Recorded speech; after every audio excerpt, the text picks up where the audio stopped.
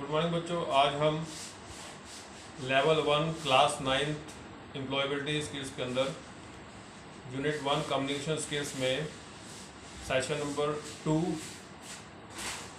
Verbal communications के अंदर types of verbal communication के बारे में डिस्कस करेंगे। ये कौन कौन से आपके जो मौखिक संचार के प्रकार हैं वो कौन कौन से होते हैं।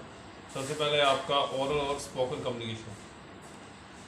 ओरल स्पोकन कम्युनिकेशन में क्या होता है, जिस कम्युनिकेशन में आप जिस तरह के संचार में आप बोलते हो, बोलने से जिस तरह का संचार होता है उसको ओरल या स्पोकन कम्युनिकेशन कहा जाता है। जैसे फेस टू फेस कन्वर्सेशन, जिसमें आमने सामने बैठ के एक दूसरे से बातचीत करना।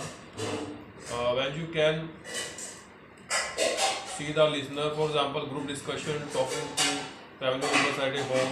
जैसे ग्रुप डिस्कशन, ग्रुप में बैठ के कोई किसी टॉपिक पे डिस्कस करना, बातचीत करना, या अपने फैमिली मेम्बर्स, अपने घर परिवार के जो मेंबर हैं उनके साथ बातचीत करना, या conversation with public through speeches, या लोगों के सामने कोई स्पीच देना, भाषण देना। टॉकिंग ऑन ए फ़ोन, अगर आप फ़ोन पर किसी से बात करते हो, ये भी आपको ओरल स्पोकन में आता है। This is for personal and official communication, और ये एक तरह का आपका पर्सनल व्यक्तित्व या वेबसाइट तौर पे भी आपका कम्युनिकेशन हो सकता है, संचार हो सकता है। जब फ़ोन कम्युनिकेशन आप स्टार्ट करते हो, जब फ़ोन से आप बातचीत स्टार्ट करते हो, सबसे पहले आप क्या करते हो, हेलो बोलते हो। उसके बाद बातचीत आपकी होती है, एक दूसरे की बात को सुनते हो, फिर बोलते हो। ठीक है, बोलना और सुनना, इस तरह से आपकी कम्युनिकेशन होती है फ़ोन के द्वारा। उसमें जब आप एंड करते हो, अपनी कॉल ख़त्म करते हो, तो आप गुड बाय या गुड नाइट या थैंक यू बोल के आप अपनी इस कन्वर्सेशन को क्लोज करते हो। क्लासरूम टीचिंग में क्या होता है, क्लासरूम टीचिंग में जो टीचर हो रहा है, जो क्लास में पढ़ा रहा है, वो आपसे कम्युनिकेट कर रहा है, लेक्चर दे के आपको किसी टॉपिक के बारे में आपके साथ डिस्कस कर रहा है, तो क्लासरूम टीचिंग में आता है। Business discussion, public speeches are other example of communication. और कम्युनिकेशन में और क्या हो सकता है, आपका बिजनेस डिस्कशन हो सकती है, मतलब व्यवसाय से रिलेटेड। अगर आप किसी कंपनी में जॉब करते हैं तो आपका जो आपके सीनियर हैं आपके साथ डिस्कस करते हैं किसी टॉपिक से रिलेटेड, आपने बिजनेस को कैसे प्रमोट किया जाए, बढ़ाया जाए, जिसमें एक पर्सन एक से ज़्यादा पर्सन से बात कर सकता है। और इसमें आगे आपका रिटन कम्युनिकेशन। रिटन कम्युनिकेशन में क्या होता है, कम्युनिकेशन विच इन्वॉल्व रिटन और टाइप वर्ड्स, जिसमें आप कुछ लिखे गए शब्दों के द्वारा किसी को आपने लेटर लिख के आपने भेजा किसी को, उसमें आपने कुछ टॉपिक डिस्कस किया, टॉपिक मैटर कोई टाइप किया आपने लेटर के रूप में या नोट्स के रूप में या ईमेल के द्वारा आप डॉक्यूमेंट भेजते हो, वो आपका वो रिटन कम्युनिकेशन में आता है। एसएमएस, कोई मैसेज वगैरह के भेजते हो आप व्हाट्सएप के द्वारा, तो ये भी आपका रिटन कम्युनिकेशन में आता है। वो कम्युनिकेशन में, वर्बल कम्युनिकेशन के अंदर, मौखिक संचार में।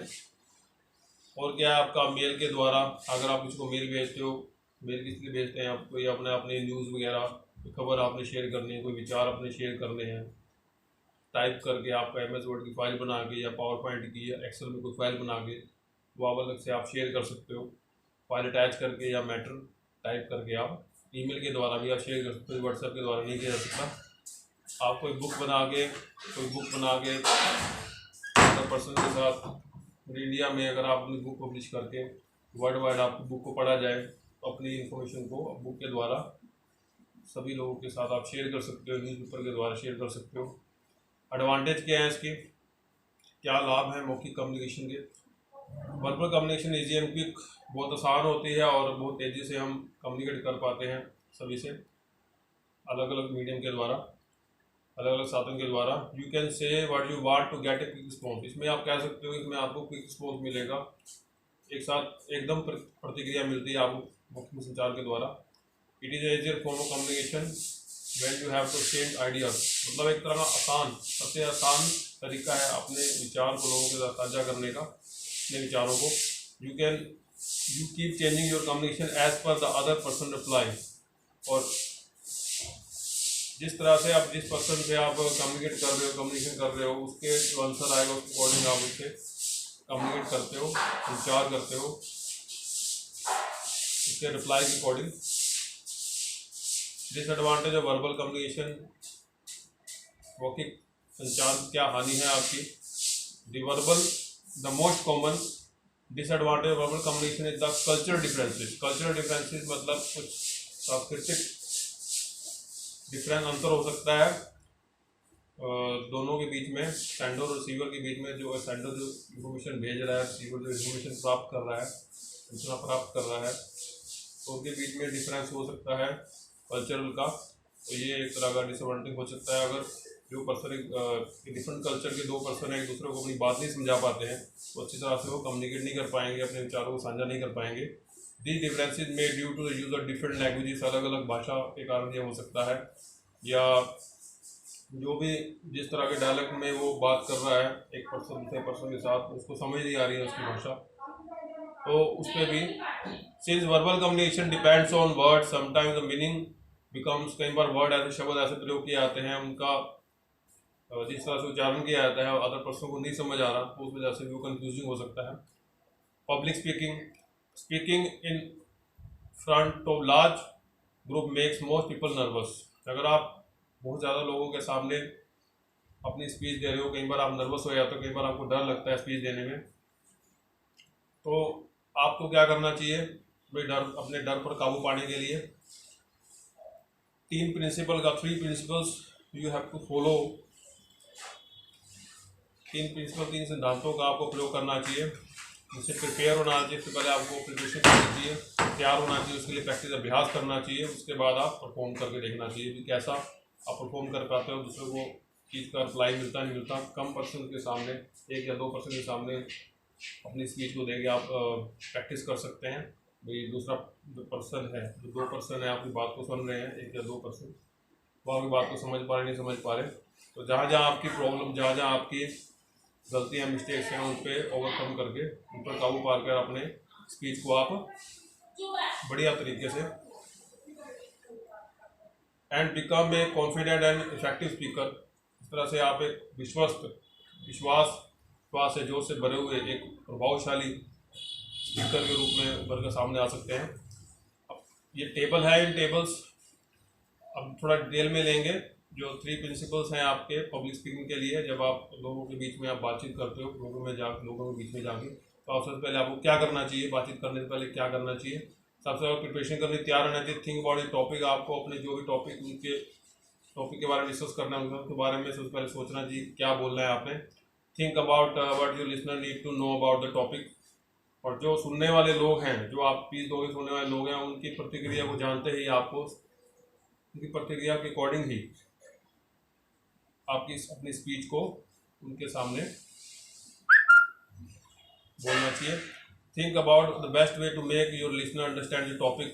सबसे जो आसान तरीका है सिंपल वर्ड्स का प्रयोग करना, जो इजीली हर एक पर्सन को, जो भी पब्लिक स्पीकिंग में जो सुन रहे हैं लोग, आपकी स्पीच को सुन रहे हैं, सिंपल शब्दों का प्रयोग करें ताकि सबको आपकी स्पीच के बारे में पता लग जाए क्या स्पीच आप दे रहे हो, क्या टॉपिक है उसमें। प्रैक्टिस करनी चाहिए, आपको अभ्यास करना चाहिए। Practice by yourself first and talk in front of mirror. सबसे पहले खुद के बारे में आपको खुद से प्रैक्टिस करके देखनी चाहिए। सबसे पहले अपने आप से प्रैक्टिस करनी चाहिए, मतलब मिरर के सामने, शीशे के सामने अपने आप को खड़ा करके वो आप प्रैक्टिस कर सकते हो, बोल के देख सकते हो। जैसे आपका कॉन्फिडेंस बूस्ट होगा। अपने फैमिली मेम्बर के सामने, अपने मित्रों के सामने आप वो स्पीच दे के आप एक बारी प्रैक्टिस कर सकते हो, जैसे कि एकदम एक साथ आप एक बारी में ही फर्स्ट टाइम में आप चले जाओ पूरी ऑडियंस के सामने। इससे क्या होगा, आप नर्वस हो जाओगे। सबसे पहले आपको विश्वास होना चाहिए कि वह अब जो स्पीच आपने देनी है पब्लिक के सामने, वो आप पूरी प्रॉपर वे में दे पाओगे। और लाउडली थोड़ा ऊंचा बोलने की कोशिश करनी चाहिए, लेकिन जो आवाज़ है आपकी इस तरह से होनी चाहिए, ना तो ज़्यादा हाई नोट में होनी चाहिए, ना लो में होनी चाहिए, एक प्रॉपर नोट में होनी चाहिए। परफॉर्म करके देखना चाहिए। Take a few deep breath. जब आपने परफॉर्मेंस देनी है, कहीं पे स्पीच देनी है, उससे पहले आपको कुछ गहरी सांस लेनी चाहिए। अगर आप कुछ नर्वस फील कर रहे हो, आपको डर लग रहा है पब्लिक के सामने स्पीच देने में, तो कुछ डीप ब्रेथ लो, कुछ गहरी सांस लो और थिंक अबाउट, ये सोचना चाहिए, think about what you have prepared, क्या आपने तैयारी की और क्या क्या शब्दों का आपने प्रयोग करना है, क्या स्पीच देनी है। इस तरह स्पीच आपको कॉन्फिडेंटली विश्वस्त होकर देनी चाहिए।